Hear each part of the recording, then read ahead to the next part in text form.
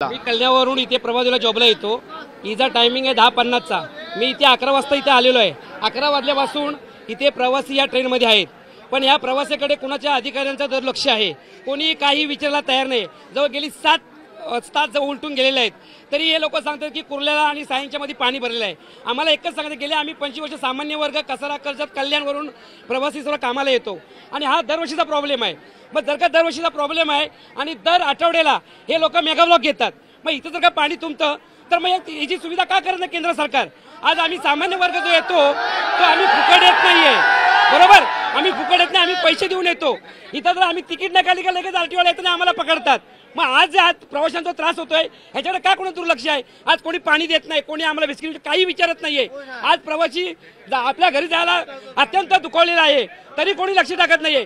इकडे ना लघवीची सोय, आज एवढं मोठं जंक्शन आहे दादर, ना इथं कुठल्या प्लॅटफॉर्मला लघवीची सोय, ना कुठे त्या बाकडे बसायला, ना कोणत्या सुविधा। मग केंद्र सरकार करतो काय आणि रेल्वे मंत्री करतो काय? तर मला या तुमच्या माध्यमातून केंद्र सरकारला आणि या रेल्वे मंत्र्यांना सांगायचं आहे की तुमच्या आजच्या दिनी तर कधी या ना महाराष्ट्रामध्ये, तर तुम्हाला प्रवाशांची अशीच हाल करायचे आहेत, प्रवाशांना वेठीस धरायचं आहे। आज गेले 7 तास प्रवासी वेठीस आहेत, बिचारे लघवी करायला जागा नाही। पुरुष मंडळी कुठेही जाऊन मुतू शकतो, पण लेडीज वर्ग कुठे करणार?